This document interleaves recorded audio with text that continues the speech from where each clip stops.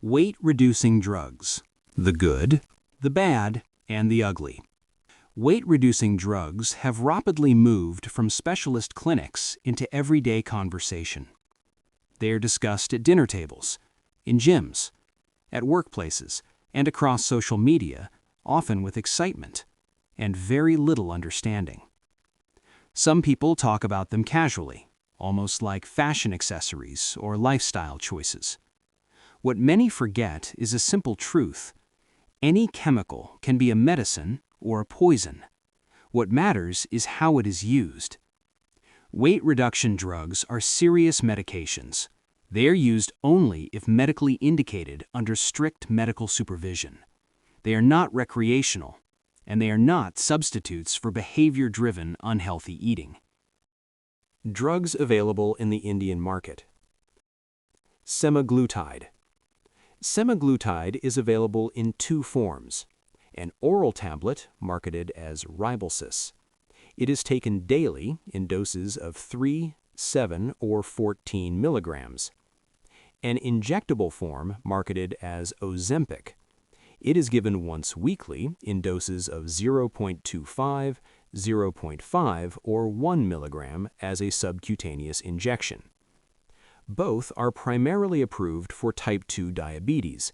However, they are frequently used off-label for weight reduction. Treatment always begins at the lowest dose. It is continued for about a month, then increased step by step. The final dose depends on two things: desired benefit and tolerability. There is another injectable form of semaglutide, marketed as Wegovy. Wegovy is approved only for weight management. It has higher strengths of semaglutide, 1.7 milligrams and 2.4 milligrams, in addition to 0.25, 0.5, and 1 milligram. Because effective weight loss requires higher dose, tirzepatide. It is currently available as Mounjaro. It is given as a weekly subcutaneous injection in strengths ranging from 2.5 to 15 milligrams, with dose increments of 2.5 milligrams. Treatment starts at a low dose and is gradually increased, up to a maximum of 15 milligrams. Again, the final dose depends on response and tolerance.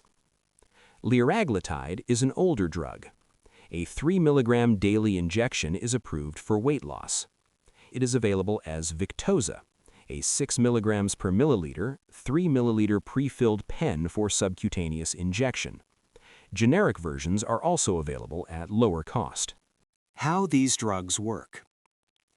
Despite different names and dosing schedules, these drugs belong to the same pharmacological family. Semaglutide and liraglutide act like a natural hormone called GLP-1.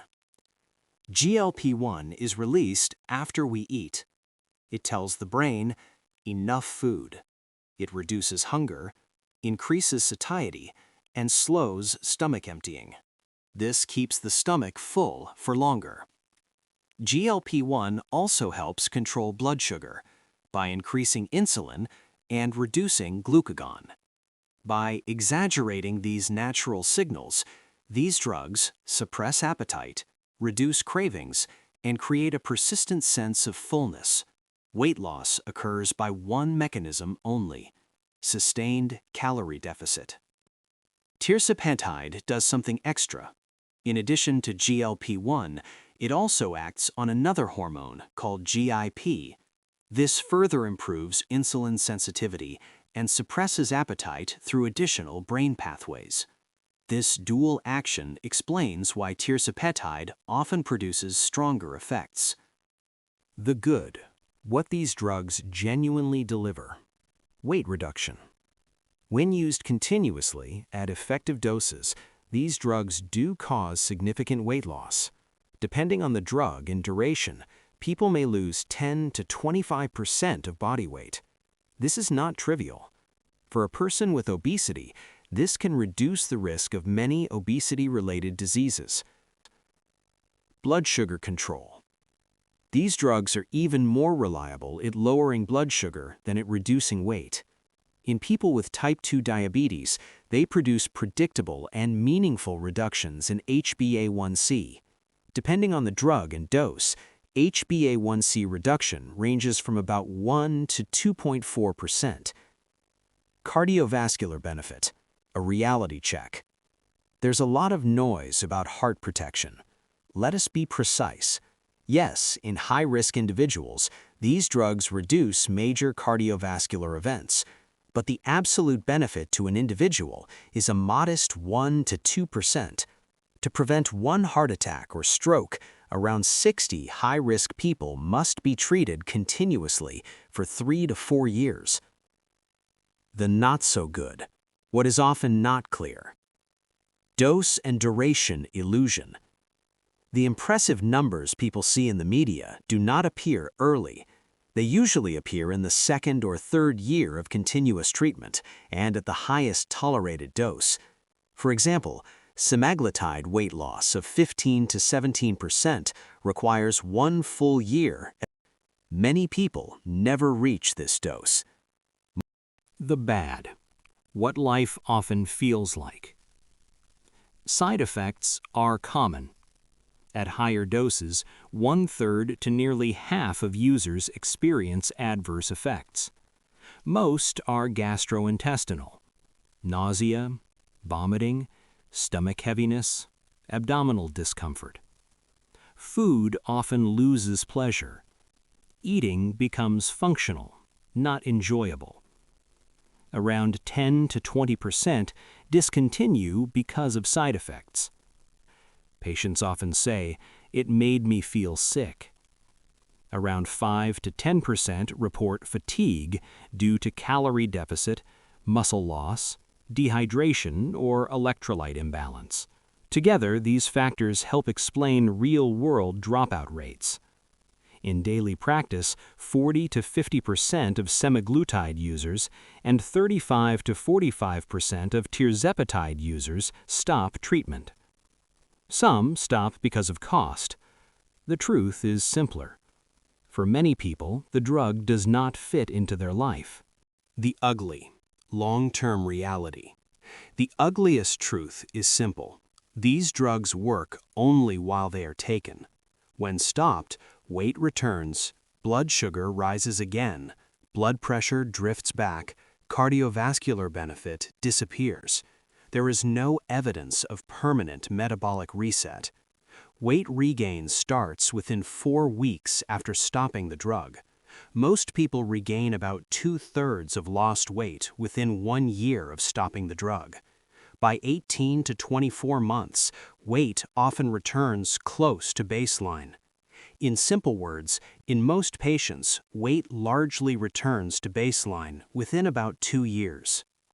Cost. These drugs are expensive. Semaglutide costs around 1 to 2 lakh rupees per year. Tirzepatide usually costs between 2 and 3.5 lakh rupees per year. And this is not one-time spending. To maintain weight loss, the drug has to be continued. The actual cost may be lower or higher depending on the dose used. Psychosocial effects. Rapid fat loss affects appearance.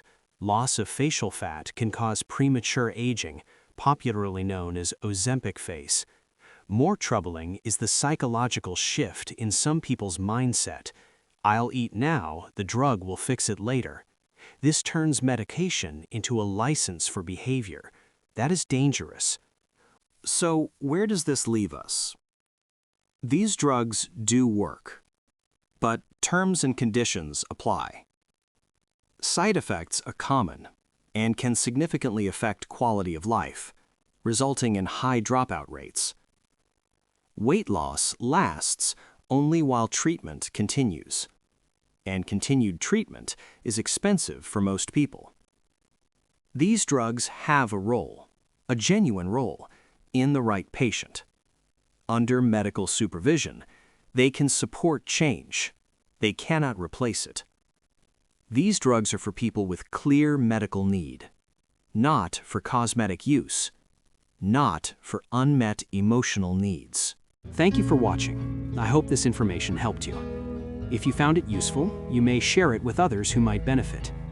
Subscribe to the channel to stay updated on similar health matters.